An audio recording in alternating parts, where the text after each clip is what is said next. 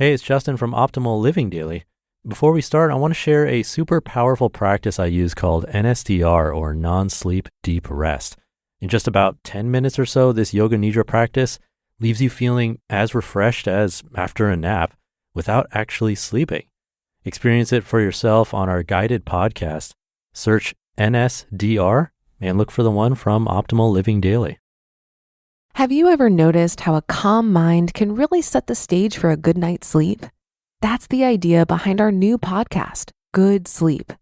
Greg, our host from Optimal Relationships Daily, is here to help ease you into a peaceful night's rest with some positive affirmations. And these affirmations aren't just comforting. They can help ease anxiety and nurture positive thoughts, setting you up for true good sleep. So press play on Good Sleep tonight, because a good tomorrow starts with a good night's sleep. Just search for Good Sleep in your podcast app and be sure to pick the one from Optimal Living Daily. This is Optimal Finance Daily, the best approach to long-term savings, building your nest egg, by Philip Taylor of ptmoney.com. Let's say you've got your retirement savings figured out, meaning you're currently automatically saving money each month through a 401k, pension, or IRA at a level that shows you'll reach a comfortable amount of income producing savings by the time you retire. Let's also say that you do a good job of saving for annual Christmas gifts, a vacation or two, and a new car every 5 years. In other words, you don't rely on credit cards to afford the occasional splurge. Finally, let's assume you have college savings headed in the right direction, as well as adequate insurance coverage. Now, you want to take your finances to a whole new level. Maybe you want to retire early. Maybe you have an enjoyable career or business and you simply want to start saving up some money to be used on a yet-to-be-determined long-term expense. 20 or 30 years from now, this money could be used to give to your kids to be used however, for example, a wedding or a house down payment. Take the trip of a lifetime. Buy a vacation home. Buy farmland and livestock. Go back to school. Buy a boat or expensive car. Make a lump sum charitable donation. Start a business. Send your kids to a private university. Or whatever else you just happen to want or need. Where do you put money that has no real specific purpose yet, other than being deemed long-term? Before we get started, let me say I think it's wise to have a specific savings goal for all of your money. Saving for the sake of saving is a sign that you might need to stop and think about what you want for your future. Dream a little. Okay, back to the question at hand. Let's analyze this by looking at a few of the major factors: liquidity, return, and risk tolerance. How liquid does this money need to be? Can you lock it up in an investment with penalties for early withdrawal? When it's time to use the money, how long will you be able to wait to access your money?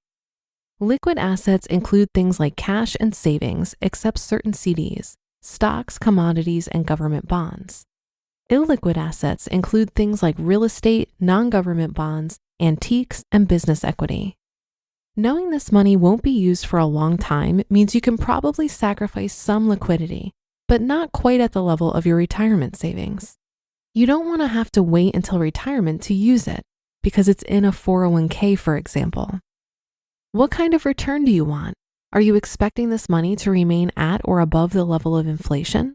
Are you looking for huge returns through the power of compound interest and earnings over the long term? High return assets traditionally include things like stocks, real estate, commodities, and business equity. Assets with a lower return traditionally include cash and savings and bonds. Knowing this money is going to be held a long time, I think it's important that it be able to at least keep up with inflation. This means you'll need a minimum return of around 3 to 4%. At today's savings rates, this leaves cash and savings, even CDs, as a poor option, at least for a majority of your nest egg. What level of risk are you comfortable with? Do you need 100% protection for this money? Are you comfortable rolling the dice a little more with this money? Risk typically correlates with the rate of return. Thus, stocks, real estate, and commodities are going to be high risk, while cash and savings and bonds are going to be low risk. money in an FDIC insured account is virtually risk-free except for inflation risk. Knowing this money doesn't have a real goal attached to it, I would think it at least warrants a higher level of risk than you're willing to give your retirement savings. So what's the answer?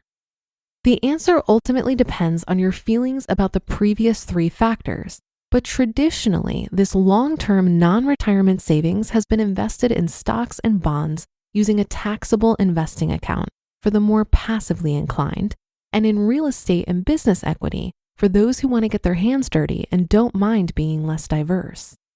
So to get started in non-retirement stock investing, simply open up a taxable account at a discount brokerage, something like Vanguard or Betterment, and start automatically investing money into stocks, either directly into single stocks or through ETFs, mutual funds, index funds, etc. Don't throw asset allocation and diversity out the window, though, just because of low returns in the cash and savings arena.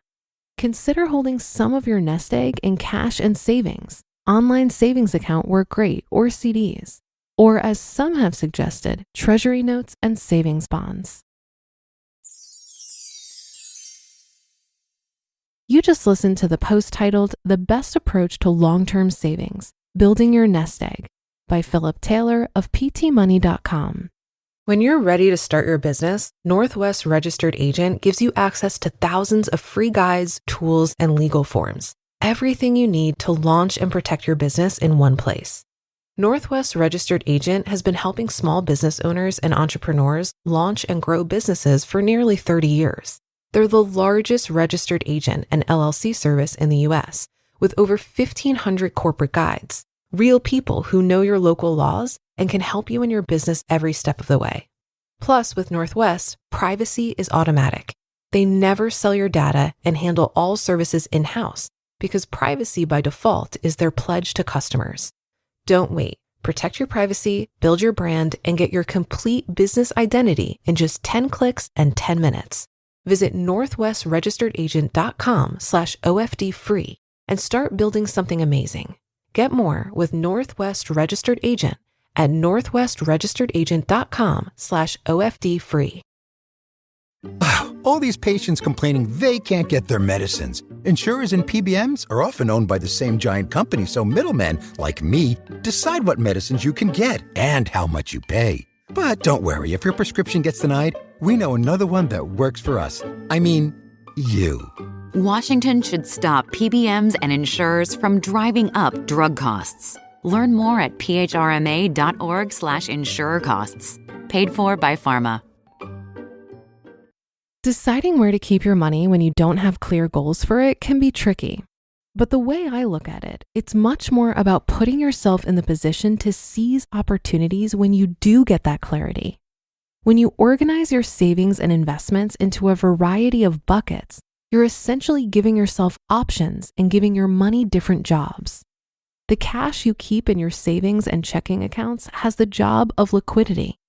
This is the money you'll use for emergencies and/or to seize opportunities quickly. I opt to keep a year's worth of expenses in cash because I see how often my goals, needs, and desires change. For example, I never thought I'd buy a house. But when I moved to Cincinnati from New York City and the perfect house presented itself, I was able to jump on it because I had the 20% down payment. I only invest money that I don't think I'll need for at least 10 years. But I divide that up between Roth and traditional retirement accounts as well as an after-tax brokerage. That way, when I eventually find myself in the position of needing to tap into that money, I can figure out which is the most optimal bucket to pull from. But I try not to stress over where I keep my money. The fact that I'm saving and investing at all is a huge win.